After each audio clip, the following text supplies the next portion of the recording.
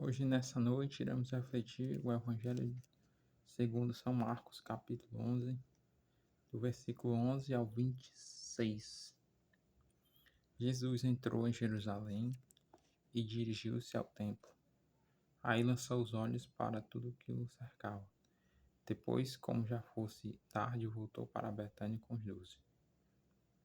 No outro dia, ao sair de Betânia, Jesus teve fome. Avistou de longe uma figueira coberta de folhas e foi ver se encontrava nela algum fruto. Aproximou-se da árvore, mas só encontrou folhas, pois não era tempo de figos. E disse à figueira: Jamais alguém coma fruto de ti. E os discípulos ouviram essa maldição. Chegando a Jerusalém, Jesus entrou no templo e começou a expulsar os que no templo vendiam e compravam, derrubavam as mesas dos trocadores de moedas e as cadeiras dos que vendiam pombas. Não consentia em que ninguém transportasse algum objeto pelo templo, e ensinava-lhes nestes termos: Não está porventura escrito: A minha casa será chamada casa de oração para todas as nações. Isaías 56:7. Mas vós fizeste dela um covil de ladrões. Jeremias 7:11. Os príncipes dos sacerdotes e escribas ouviram-no e procuraram um modo de o matar. Temiam-no porque todo o povo se admirava da sua doutrina. Quando já era tarde, saíram da cidade.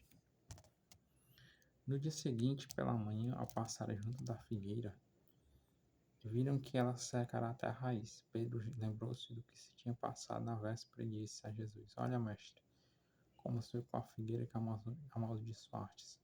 Respondeu-lhe Jesus: Tende fé em Deus. De verdade vos declaro: tudo o que disser a este monte, levanta-te e lança-te ao mar.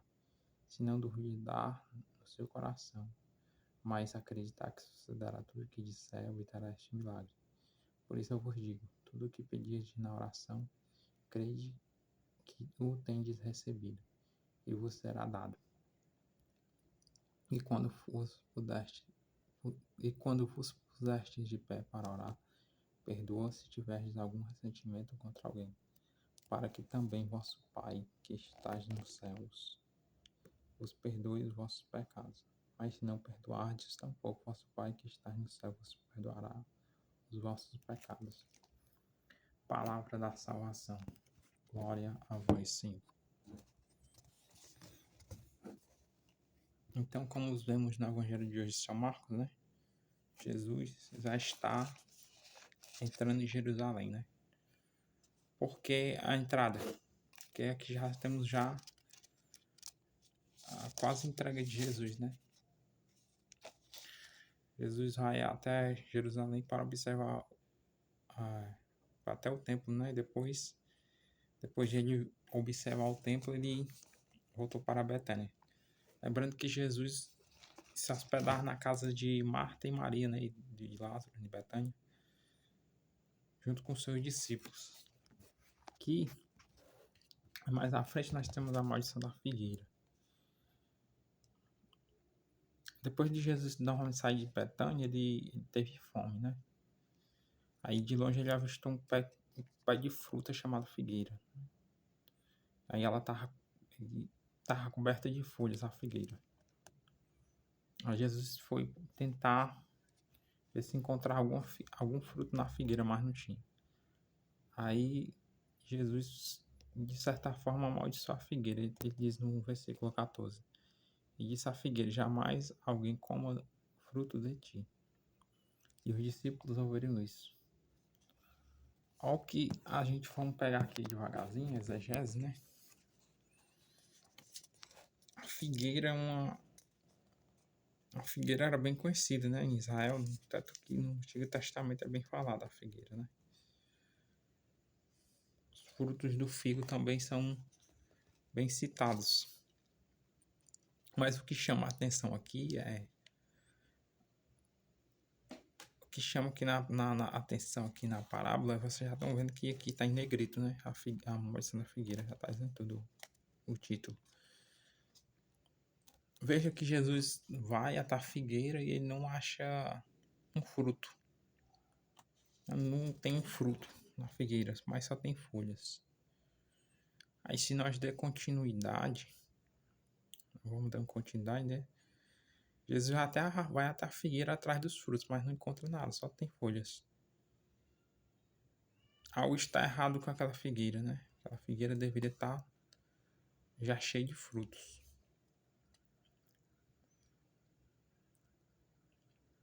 Veja bem, se a gente for pegar e usar uma figura assim, essa espécie de metáfora aqui, nessa linguagem metafórica, e trazer para nós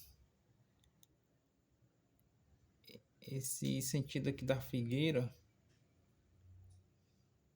tá ligado a algo simbólico, né? É algo simbólico, uma ação simbólica. A figueira está estéril. Aqui tá mais ligada à imagem do povo de Israel, se você for pegar aqui, ó. Até na nota de rodapé já tem isso, tá falando sobre o sentido da passagem aqui, que a ação simbólica, a figueira estéril era a imagem do povo de Israel. Porque eles eram rebeldes à doutrina do evangelho, né? E aí se nós formos pegar e der continuidade na purificação do templo, nós vemos muito bem isso. Purificação do templo lá, em vez de em Jerusalém, o templo está cheio de pessoas respeitando a casa de Deus, o templo, os objetos sagrados, o tabernáculo, né? Não, estava acontecendo já algo totalmente contrário, né? Vemos que também abaixo da purificação do templo nós temos mais duas passagens, né? Que é Mateus 21, 12, 17. Aí depois temos Lucas 19, 45, né? Nós vamos lá nessas passagens aí para ver. Eu quero só ressaltar uma coisa, que aqui, ó, Jesus chegou a Jerusalém novamente, depois de sair de Betânia, né? E quando ele entrou no templo, ele começou a expulsar o que no templo vendiam e compravam, derrubar as mesas dos trocadores de moedas e as cadeiras que vendiam as pombas. Não consentiam que ninguém transportasse algum objeto pelo templo. Por quê? Porque Jesus, aqui vemos que na outra passagem evangélica, Jesus ele vai fazer uma espécie de chicote, né? Um chicote que literalmente Jesus vai ter que fazer. Vamos voltar aqui, ó.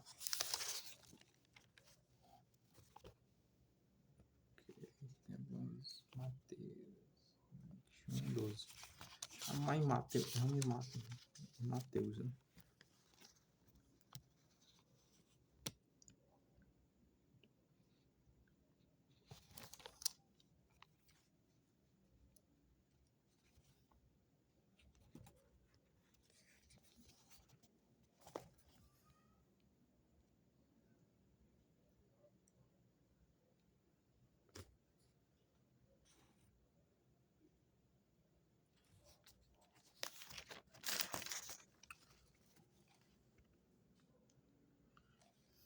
Mateus já se encontra, né, a expulsão primeira antes da figueira, né, que aqui está diferente.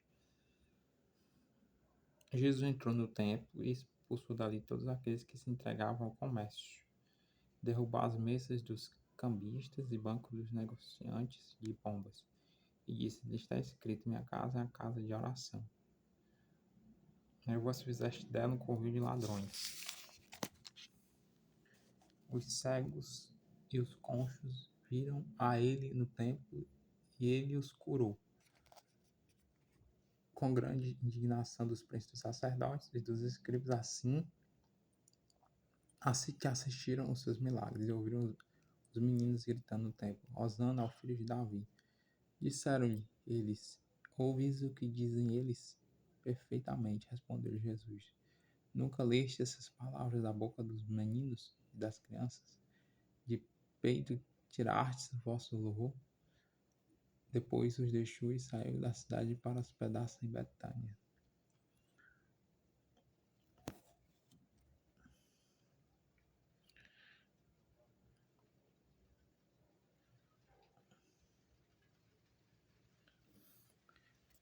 Veja aqui novamente o que Jesus está aqui no Evangelho de Mateus. Nós começa primeiro com os vestilhões, nós vamos começar com a figueira, né? Já diferente de Marcos. Em Marcos nós começamos com a, com a, com a saída de Jesus a Betânia, né? Jesus sai de Betânia, vai até Jerusalém. No meio do caminho encontra a figueira, amaldiçoa ela, que não encontra frutos. Já aqui no Mateus 21, 12, ele está no templo, né? Já está no templo e já diz aquelas palavras, né? Só que o que esse evangelho traz? Ele, além de estar lá, de ter feito toda uma espécie de purificação, né? Jesus usou um chicote. Jesus ele foi lá também para curar, né? Por que Jesus curou no templo, né? Essa é a pergunta. Porque enquanto estava se negociando em troca de dinheiro, de poder, né? De glória, se você for bem, eles, o povo lá estava sendo estéril em questão de sendo religioso, né? Eles não estavam mais adorando Deus vivo, né? O Pai Celestial. E nem eu servindo, mas estavam fazendo da casa do Pai um comércio. Porque os escribas e os príncipes sacerdotes eles assistiram um milagre, eles viram um milagre, né? E eles viram lá no templo usando a filha de Davi, porque eles já tinham convicção de Jesus era o filho do Pai mesmo.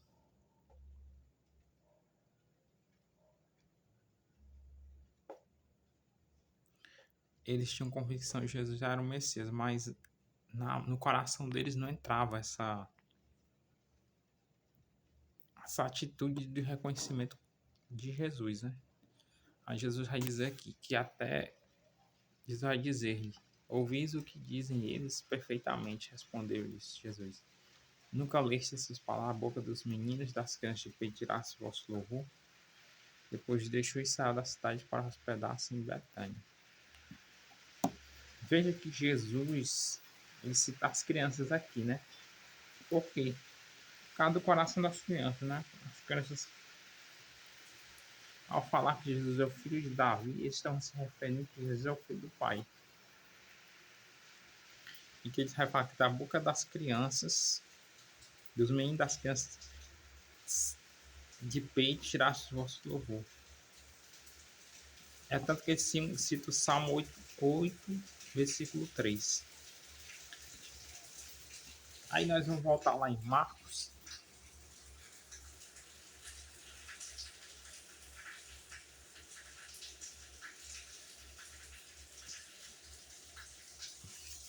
Figueira já é um símbolo do povo de Israel, né? Como foi visto já. Agora nós vamos em Lucas 19, 45.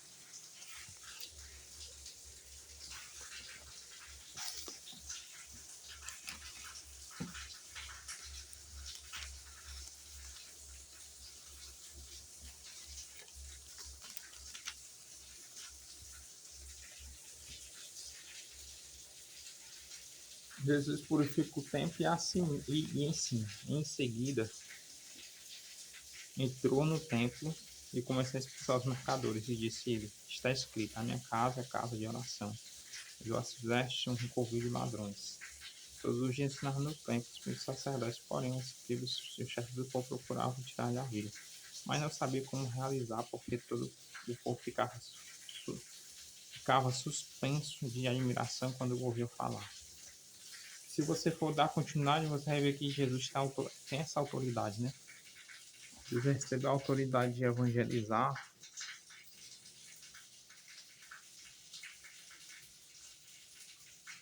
porque ele recebeu do Pai, né? Essa autoridade. Então, para os homens, isso parece ser uma forma de afronta, né? Jesus ensinar, Jesus curar, Jesus batizar, Jesus pregar. E o que me deixou mais indignado não foi só a questão deles estarem incrédulos, né? Que os israelitas naquele tempo estavam, como se falou lá no relato de rodapé, estavam frutíferos, né? Em questão de obras, eles estavam frutíferos. Só para lembrar, só para lembrar essa simbologia aqui do tempo,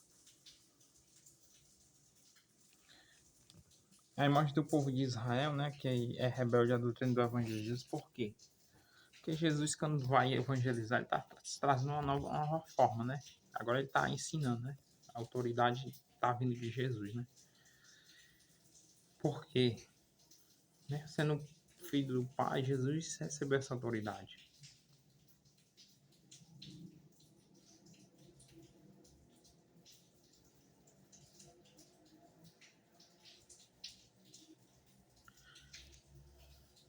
E o que me chamava a atenção também nessa... aí nós damos continuidade, né? Quando Jesus... fé em Deus e poder da oração. Como Jesus tinha falado que a casa do Senhor será a casa de oração, né? Por que será a casa de oração? Nosso coração está sendo também essa casa de oração? O meu e o seu coração está sendo essa casa de oração que Jesus chega ao tempo do nosso coração, encontra nós sendo essa casa de oração. Nós estamos sendo como os mercadores, deixando nosso coração vender ou se vender por coisas fracas, fúteis. Aqui assim, ó, essa passagem da figueira como da purificação do templo e fé em Deus e o poder da oração que temos em Marcos 11, do versículo 11 até o 26, ele está se referindo ao povo de Israel, né? O povo de Israel está infrutífero em questão de fé, questão religiosa, mas o mais problemático disso aí é que eles não queriam aceitar Jesus como Messias, né? Sabemos que Jesus é o Messias, né? O filho de Davi, né? Que as crianças falaram lá em Mateus 21, 12, 17, né? Veja, até as crianças puderam compreender que Jesus era o enviado do Pai, né? Pela inocência delas, né? Elas sentiram, em seu coração que Jesus era o Filho. Mesmo os escribas escutando isso, eles não aderiram, eles não quiseram acreditar em Jesus. Ao contrário, eles tentaram perseguir Jesus, tentaram prender ou matar, mas como eles viram que o povo estava assim acreditando em Jesus, nos milagres dele, na autoridade dele, eles, de certa forma, eles acolheram, né?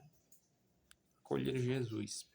Porque o povo acolhe Jesus e os religiosos, os sacerdotes, os escribas, os fariseus não acolhem.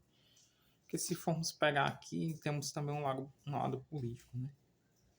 A questão da autoridade. As autoridades não querem se rebaixar ao novo ensinamento de Jesus, né? A forma como Jesus empregar, né? A forma de perdoar, de curar, de mostrar a verdade, de mostrar o caminho do Pai, né? Porque Jesus, quando falar, está falando através do Pai também. E por que o povo de Israel e a figueira estão ligados? Porque se você for bem, a figueira naquele momento ela só tem folhas. O que é? Vamos pegar uma árvore. Acho que só vocês devem conhecer. Vamos pegar aqui, vamos fazer uma comparação. Nós vamos atrás de um fruto numa árvore, né? Um pé de acerola.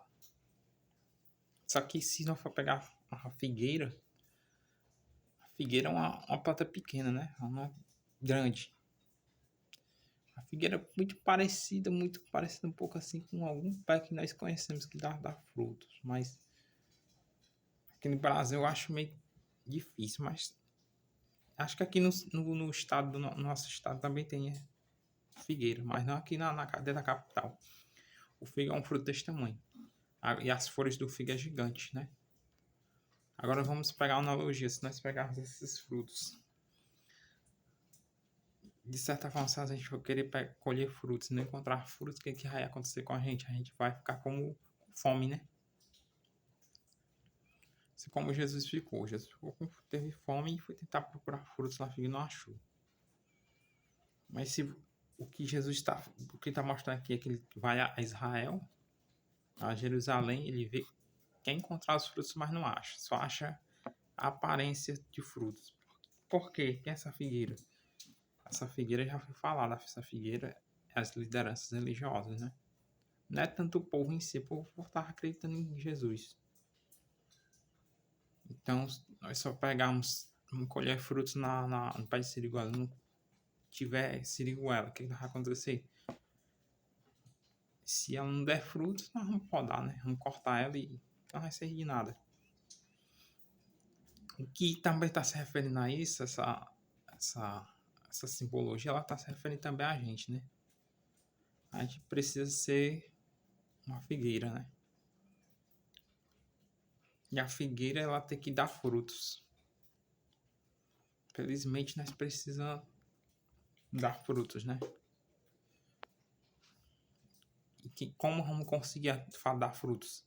Através da oração, através do Evangelho de Jesus, através dos ensinamentos de Jesus, das suas curas, né?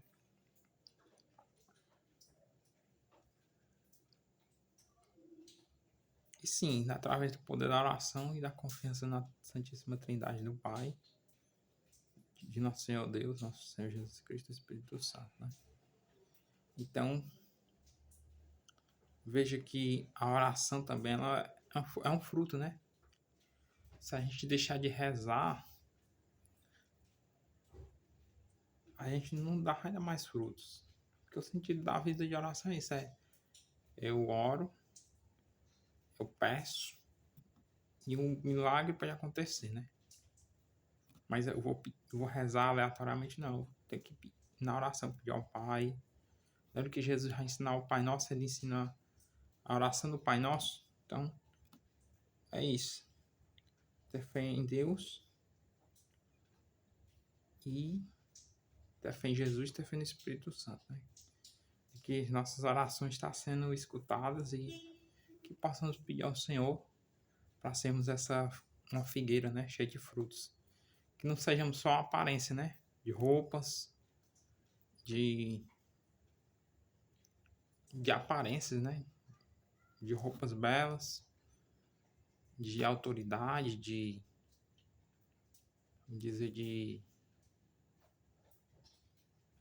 vaidades, né? Não sei se tá uma passagem que fala dos sepulcros, né? Ser belo fora e ser um túmulo por dentro, não, que sejamos belos também por dentro, como? Através da oração. Jesus nos ensina a ser belos através da oração, através da verdade, através da entrega. Que sejamos essa figueira que dê frutos também por dentro. Que sejamos essa figueira que as pessoas possam ver os nossos frutos por fora. Que não sejamos só folhas, né? Porque para que serve as folhas? Não tem sentido um pé de planta, uma figueira, um pé de jambo, um pé de mamão, qualquer outra árvore, né? Dá fruto, qual vai fazer o sentido? Você vai passar, vai ver a planta e não ter frutos, qual é o sentido ali? De ficar ali, arrancar, rasgar, jogar fora e tacar fogo, né?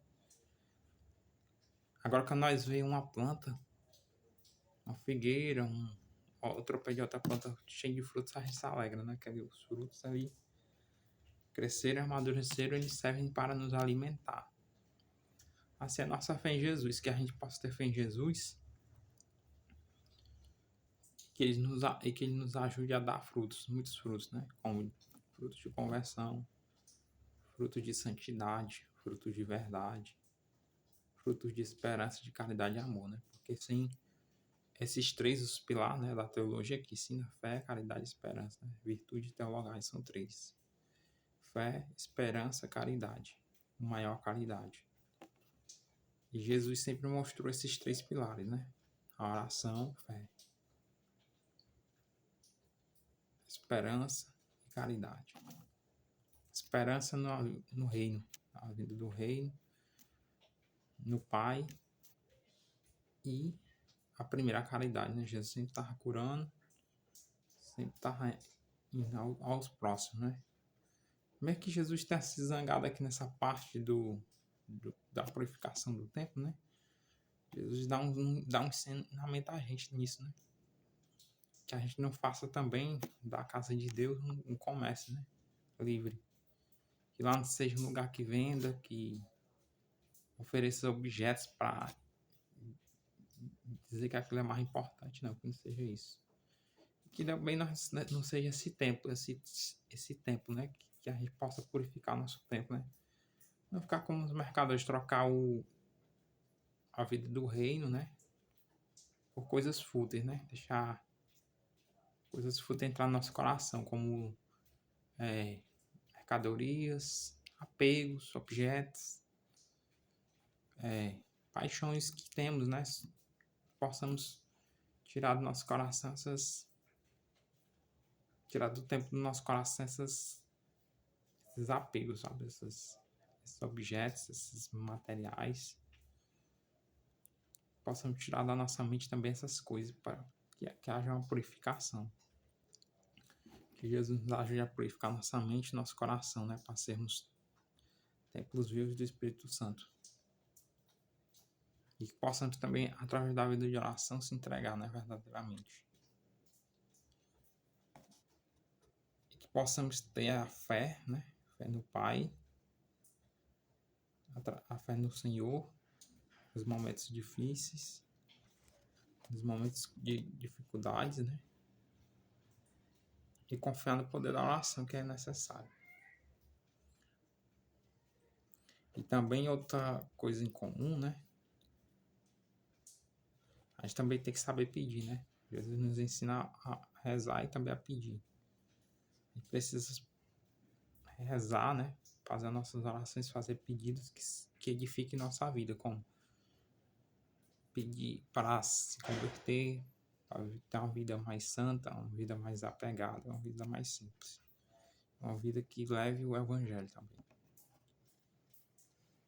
E que não possamos duvidar da oração, né? Que a oração também é um dos pilares, né?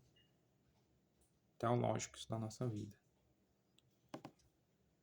E outro que nós possamos perdoar, né? Às vezes a gente pensa que a caridade não é perdoar, mas também é necessário perdoar, né? Às vezes a gente fica duvidando do poder do perdão e o perdão nos cura também, né? Jesus está mostrando que também o perdão é uma das fontes que cura a gente também, né? Porque sem o perdão não vai fazer sentido. Eu não perdoar o outro, eu vou ficar como uma figueira sem frutos. Mas através do perdão, eu sou a figueira com frutos, porque eu estou deixando sair de mim a esterilidade, né? Estéril. O estéril é aquele que não dá nada. Ele fica retido nele mesmo. Isso é ser estéril. Jesus nos ensina a não ser estéril, né? Jesus quer que sejamos férteis, frutuosos, né?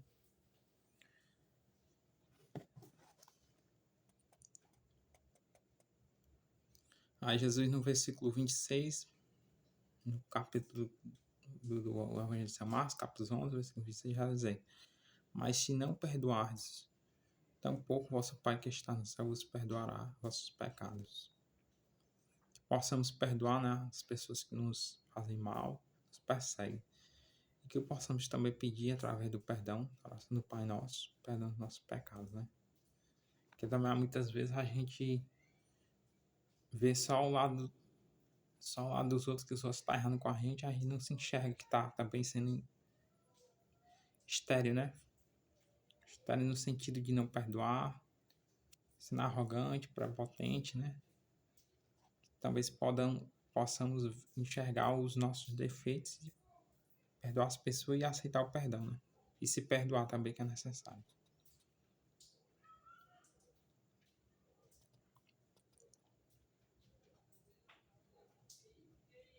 Que o Espírito Santo nos ajude a ser essas figueiras, né? Com frutos, com, com frutos, né? Muitos frutos, de abundante de oração, de fé e de esperança, né? De caridade. Que o Espírito Santo nos enche com esses frutos, né? Que é necessário. Que o Espírito Santo também nos encha da palavra de Deus para frutificarmos nesse. Que o Espírito Santo nos encha, né? De uma vida de oração, que o Espírito Santo nos enche de uma vida de caridade, para a gente ser caridoso com os outros, ter misericórdia. Que o Espírito Santo nos enche de frutos para pregar o Evangelho. Que o Espírito Santo nos enche de frutos para perdoar, para servir, para amar, né? Que o Espírito Santo nos enche de frutos para não ficarmos apegados também a uma vida infértil, né? Que o Espírito Santo nos dê fertilidade, dê muitos frutos, né? Para sermos homens de oração, mulheres de oração. Que o Espírito Santo também nos purifique, né? Purifique o tempo do nosso coração, com sua presença. Que o Espírito Santo purifique nossos pensamentos, nossas palavras, nossas ações. Né? Que o Espírito Santo nos enche de frutos, né? De luz, de paz, de bondade, de misericórdia. E que possamos ver no outro também, né? Como fala o segundo mandamento, amar o teu próximo como a ti mesmo, né? Amarás o Senhor teu Deus de todo o teu coração, com toda a força de toda a tua alma, de toda a tua inteligência. Segundo, amarás o teu próximo como a ti mesmo. É difícil, mas temos que perseverar, temos que amar as pessoas, as conhecidas e as desconhecidas, né? Esse é o nosso dever de cristãos. Estamos seguindo Jesus, temos que ser figueiras frutuosas. Temos que ser templos purificados, né? Temos que ter vida de oração e vida de renúncia, de entrega. Que o Espírito Santo nos ensine a ser essas figueiras cheias de frutos. Que o Espírito Santo nos ajude a ser templos puros. Que o Espírito Santo purifique o nosso coração, a nossa vida, né? Vem, Espírito Santo, enchei os corações de vossos fiéis, acendei neles o fogo do vosso amor. Enviai, Senhor, o vosso Espírito, tudo será criado e renovareis a face da terra. Oremos, ó Deus, que instruis os corações de vossos fiéis. Com a luz do Espírito Santo, fazem que apreciemos exatamente todas as coisas, segundo o mesmo Espírito, e gozemos sempre de sua consolação. Por Cristo, Senhor nosso. Amém. Vem, Espírito Santo, nos ensinar a sermos novas pessoas. Vem, Espírito Santo, nos ensinar a verdade de Jesus Cristo. Vem, Espírito Santo, nos ajudar a ter uma vida íntima com o Pai. Vem, Espírito Santo, nos capacitar, nos fortalecer, nos sondar. Vem, Espírito Santo, ajuda-nos a ter um coração aberto para perdoar as pessoas que nos ofendem, nos perseguem, nos humilham, nos maltratam.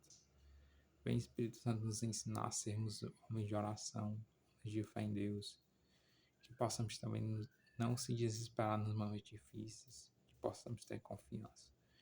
Vem, Espírito Santo, preencher nossas vidas. Vem, Espírito Santo, ser nossa luz.